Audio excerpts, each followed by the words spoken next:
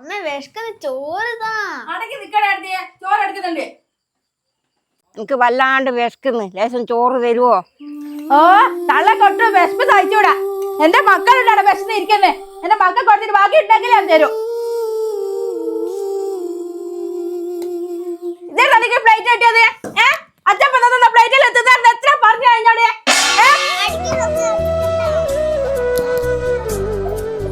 ഒരു മണി ചോറ് വാക്ക് വെക്കറ്. ഞാൻ അലക്കിയിട്ട് വരുന്നുട്ടാ.